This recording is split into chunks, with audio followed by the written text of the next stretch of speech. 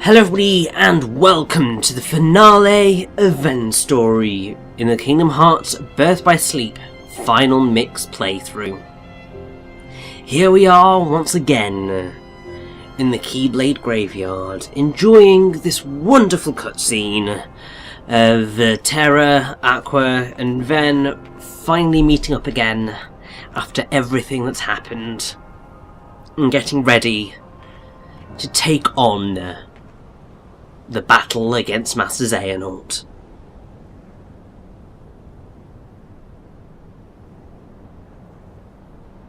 I was told the Master was struck down.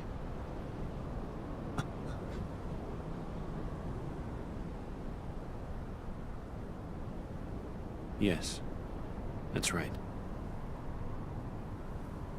I was stupid and helped Xehanort do it. The Master. He tried to hurt Ven. I only fought because I wanted to protect him. But I was tricked. Now, Xehanort set the whole thing part up. of me feels like perhaps it might have made this whole sequence a little bit less repetitive. If they had chosen to chop and change it depending on which character you're playing as. I went astray. Because obviously But no more. showing all of this makes sense from Terra's perspective, but also from Aqua's, because obviously she turns up pretty early in the conversation, but then takes quite a while to actually come into this. And so he's not actually seeing this, and yet pretty much the rest of the game for this particular story has been from Ven's perspective. And so it's kind of just like, well, wouldn't you just cut it so that it's just Ven's bit? But hey, I suppose it made it easier to go through the entirety of setting up the game in terms of its structure. Because theoretically, you may have chosen to do Ven's story first, and therefore having a few of those little bits of information, primarily that Terra's the one who struck Master Ericus down, that Master Ericus is dead, because obviously Ven doesn't actually fully know that yet. In fact, I don't know whether he ever actually learns that Terra killed Master Ericus. Because it comes in after that point in the conversation, and then plot occurs, which means that nobody will ever actually get the chance to tell him. So that's depressing.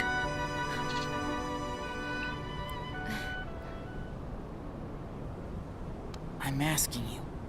But yeah, this bit, every single time, just gets me right there. It's so heartbreaking.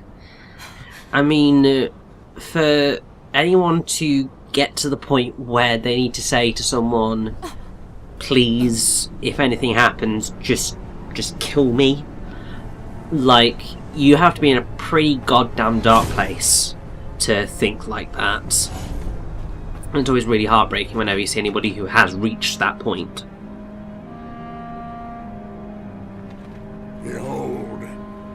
But yes, I have to say, I do also love this speech by Xehanort. Obviously, just briefly mentioning that, obviously, as I said previously, for cutscenes like this, where initially they were present, we've already seen them, therefore I'm going to commentate over them the second and third times they appeared, because otherwise you're just sitting through stuff that you've already seen. But yeah, I love Xehanort's monologue here. It's delightfully exposition dumpy, but also it's just so typical villain monologue-y, and just the Keyblade War raged. I just love that vibe.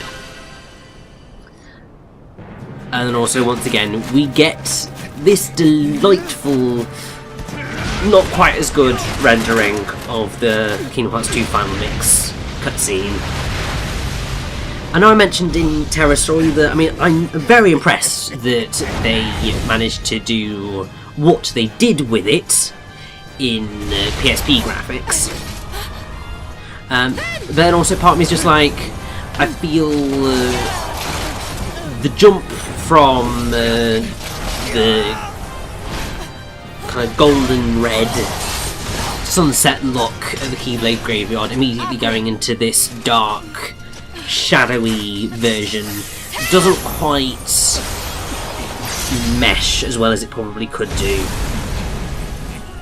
Like, I feel like we were perhaps missing a scene somewhere in there that really needed to be present to make it make a little bit more sense.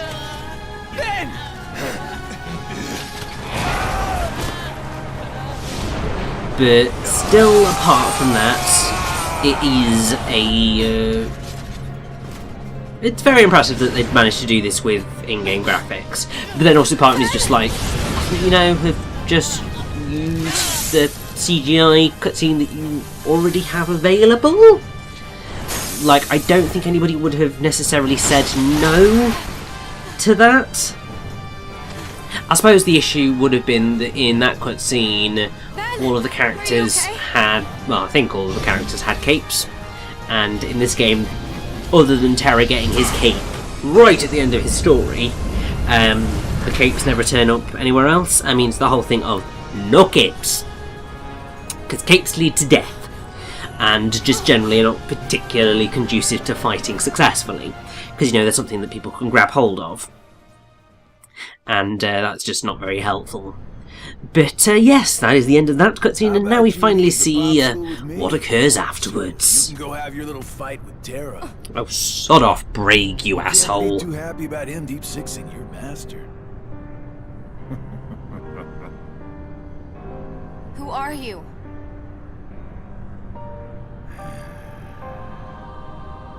You think you two have got some grand role to play? As if. You're only here so that when I finish you off, Terra will succumb to the darkness. So, who wants to go first? Shut up! Oh, so this kiddo thinks he's a full-fledged Keyblade wielder. He's got the angry look down. Go ahead if you want to waste your time. Keep trying to drive us apart with your mind games. It'll never work.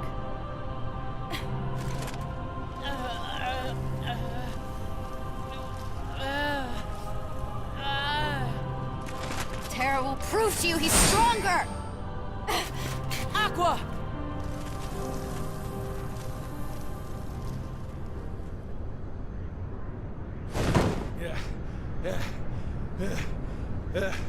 I keep forgetting don't mess with Keyblade wielders. But you know what? That just means I made the right choice. Well, he wanted me to buy time, and I'd say he got it. What? Ven!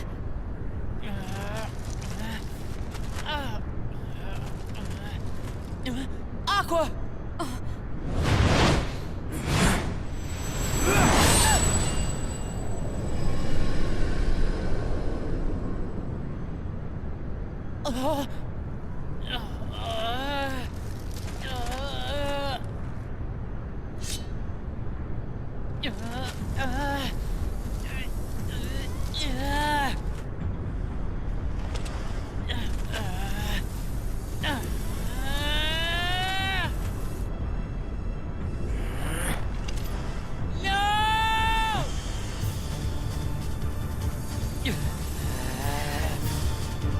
And so, Ven at last broke free from the ice that he was trapped in, surprisingly, you know, not shattered into pieces. And so, we get to have our fight against Vanitas. Now, he is definitely not an easy fight. You can make it slightly easier by making use of shot locks, which is definitely what I'm doing right now, because it does make it so much more simple. And as I believe, well, you might, I don't know whether I have changed much of my commands at all. Really, I probably should have done, because I do not have the best setup for taking down Vanitas. Not by a long shot. Because, I mean, while Salvation, you know, can do a bit of damage, it also leaves you completely open to attack. Sonic Blade can be quite useful in terms of getting some damage in there, but as you can see, really making use of counter and counter rush is probably the most successful thing that you're going to get. Also, yeah, making use of those shot locks. Also, shout outs to Vanitas' battle theme. I mean, like, seriously, Enter the Darkness is glorious. And what's also really awesome is that it basically samples a whole bunch of different themes throughout it. I think it does a bit of Roxas, a bit of Vens, and also a bit of Soras, which is really, really, really cool, and I love it. And I'm so annoyed that I just missed out on getting that full in terms of the attacks. But oh well, and I didn't realise that you could actually pause Vanitas' attack by actually just ramming into him on that one, but hey, I will definitely take it.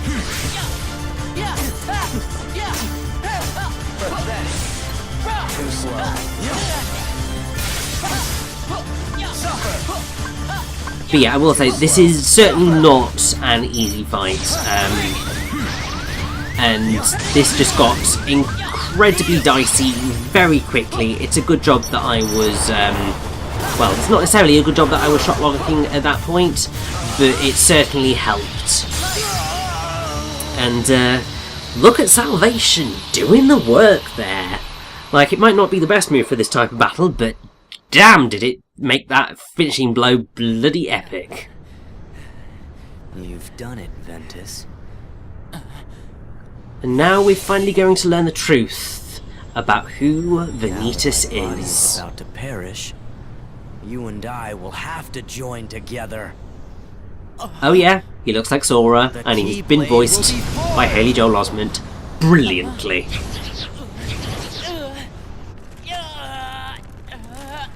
The inverse come from you? It happened when you and I were split into two. The negativity took shape as these monsters. They are what I feel. A horde of fledgling emotions under my control. I released them in all the worlds I could. Hoping to lure you away from home and isolate you from your master. We needed to make you stronger. The Unversed were the perfect opponents. And better yet, no matter how many times you defeat them, their negativity flows right back into me. You never stood a chance against us, Ventus.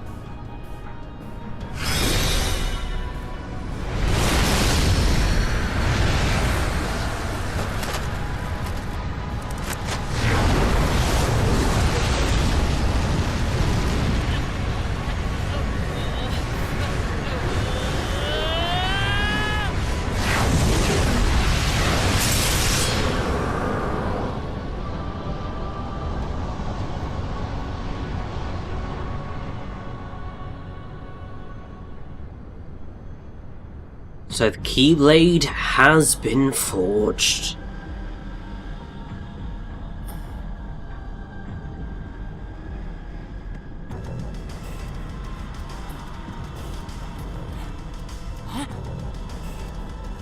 Our union was not finished. The Keyblade shouldn't stay broken like this. Join me now. We can complete the Keyblade! I've got a better idea. How about I destroy you both? The Keyblade is made of your heart too, idiot. If you destroy it, your heart will vanish forever. Whatever it takes. Anything to save Terra and Aqua. It's always about your friends, isn't it? At least I have some. I've become a part of their heart. Just as they become a part of mine. My friends are my power, and I'm theirs. And so we come to the final battle, and I mean, it's pretty goddamn glorious. I love the arena, I love the music. I believe that this is Unbreakable Chains, which is a variant on Vinicius' theme Enter the Darkness, and it is just gloriously dark and twisted. And I mean, this fight can be very difficult or quite easy. It varies, because I mean, when I did this the first time, because it did take me a few takes, like I got through this first phase. Well, this is technically the second phase, but I got through it actually really well. I was so happy. But then the second bit kind of screwed me over, because while I love this so much, the second bit of the fight, well, the third bit technically, is really bloody gimmicky. And it's why generally I'd say try and get through this as quickly as possible, but also make sure that you have as much health as is physically possible by the end of this particular phase, because otherwise you are screwed going into this bit. Because once you've depleted Vinicius' health bar, we go into D-Link mode, and basically the only way to win here is to fill up that D-Link gauge and succeed and like pull off a finish command. The only way that you can fill up that D-Link command is basically by shot locking him and matching up with him, or using, I believe it's Dark Spiral when he does. You can also do Dark Splicer, but I've never been able to actually get that to work. It's a really gimmicky bit of the fight, and one that I'm not the biggest fan of because it is purely so gimmicky. Because it's very easy to die in this, there's no way of healing yourself, and it can just get ridiculous. But as soon as you get to the last word, this is so awesome. And while that bit of the fight can be incredibly frustrating, just oh my god, it's so awesome and so worth it. But there we go, Vanitas has been defeated. And now what remains is to see what happens to Ven's heart.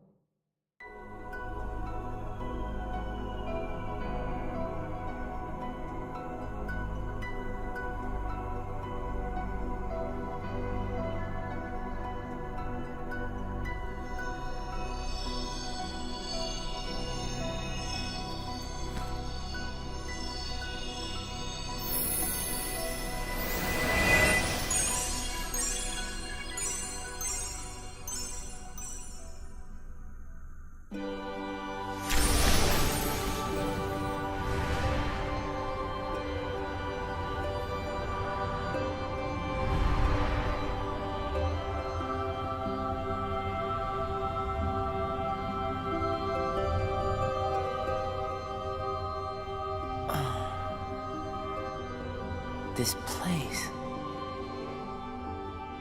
I've been here.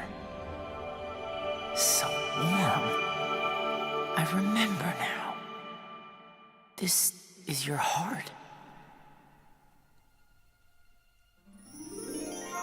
And with that, Ven's story is complete. I have to say, I definitely do prefer Ven's story to Terra's. I think because, on the whole, Ven's Disney plotlines are more effective.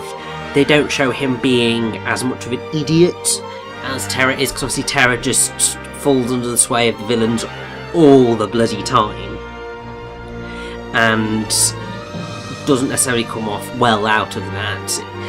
What they tried to do with Terra was the whole Riku kind of tempted by the darkness, but not necessarily wanting to give in to it, but ending having to. Whereas, obviously, with Ven, it's much more he's being sort of the typical video game hero throughout it. And I feel like it's a much more effective narrative because, ultimately, certainly at this point in time, it's the narrative that I feel that Tetsuya Nomura was definitely more comfortable in writing. Like, obviously, he'd begun that process of trying to do a slightly more... how shall I put it? A slightly more complex narrative with light and darkness throughout Chain of Memories and Kingdom Hearts 2. And I feel like, in a way, Birth by Sleep was a sort of prototype for experimenting a little bit further in that, perhaps showing what could have happened to Riku. In a way, sort of did, but could have gone worse for Riku. Whereas, and I don't think it's ultimately until around really Dream Drop Distance that Nomura found sort of what he was looking for with regards to that interplay between light and darkness, and he was much more comfortable dealing with the characters of the light, even if they come across as kind of overly cliched anime hero type deals. I feel that that's what he was more comfortable in writing, whether he's written and everything, but you get the gist. So yeah, I feel that Ven's is more enjoyable than Terra's. It's also more enjoyable gameplay wise because Ven just moves that bit faster. Having the dodge roll is amazing, and just generally, I think I also just prefer Ven as a character. Also, I mean, Jesse McCartney does an amazing job of voicing him. But yes, that is the end of Ven's story. We only have one more story to go, and then Kingdom Hearts Birth by Sleep Final Mix will have been fully beaten. There's a little bit more on the end of that, and obviously there are the extras, but we are progressing quite nicely, I would say. So, here's our battle report. I think we did quite well on that front. So, all that's really left for us to do is to save up. Because obviously, once again, you need these save files in order to unlock the final few things that you'll want to unlock. So definitely make sure that they're there. And then, it is time for us to move onwards and begin Aqua's story. Let's go.